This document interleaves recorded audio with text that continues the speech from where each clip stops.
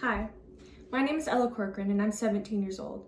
I live in Seattle, Washington, and I currently attend Summit Sierra High School. By the age of 6, when I was in kindergarten, I was diagnosed with selective mutism.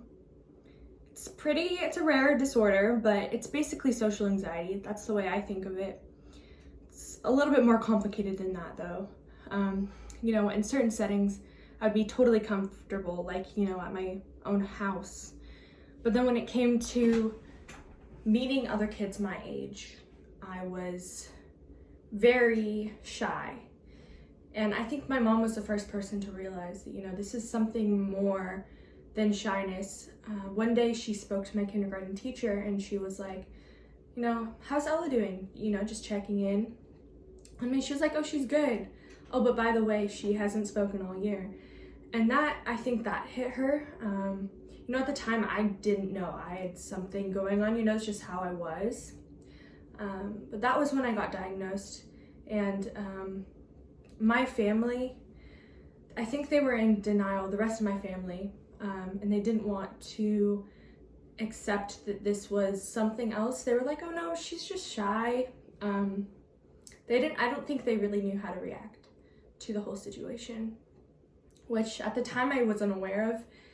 But now I can see that would be frustrating. But then also at the same time, if you've never heard of this, then you probably don't really know how to react.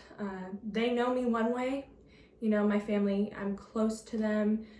When you have selective mutism, for me at least, it was like, oh, I'm comfortable with this certain group of people. But when I'm thrown into another setting, it's very difficult for me. I would say I got easily attached to my mom and I almost depended on her. She was kind of like my safe place in that sense. So whenever I went to school and she dropped me off, it'd probably usually end in me crying, screaming, begging her not to leave me. It's pretty difficult. I had a really hard time asking for basic things in the classroom, asking to use the restroom, raising my hand, participating in anything. I remember one year, I think in first grade, we were giving speeches and I didn't even have the courage to go up there and speak. So I recorded a video of myself and that was what people saw. And growing up with selective mutism, I think that really gave people a certain, people would put a label on me, I would be seen as the shy kid and I couldn't really escape that narrative for a while. And it's especially hard when you already have that label attached to you to be like, oh, I'm gonna try to share my voice now. I'd say what helped me a lot, I was given a therapist. As soon as my mom figured out that I had selective mutism, she gave me a therapist at Seattle Children's, and she helped me tremendously. Whether it was, step ladders, which you basically do, it's kind of like exposures, I would say, where you are to do a certain task that is challenging for you, but it progressively gets harder each time, and then you're given a reward for doing that. So one example might be going to my friend's house, and that could be just the first step. Simple as that. I think that was actually one of my step ladders at one point, getting up the courage to just go to my friend's house. Along with selective mutism, I would say a lot of other anxiety followed. So it wasn't just the fear of speaking, it was the fear of, being judged for saying something, or just that tension of all eyes are kind of on me. Or maybe it's the fear of getting sick.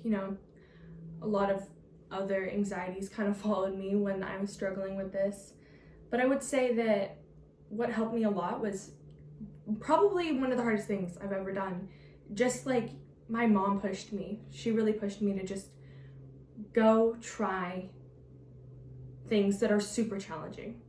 So one example would be a talent show that I did all throughout elementary school, and I would go up on stage and play my guitar, and I would sing with a friend. And as nerve-wracking as it is, like, trust me, that is the hardest thing I've ever been able to do. You just kind of have to throw yourself into situations where you aren't comfortable or even remotely comfortable.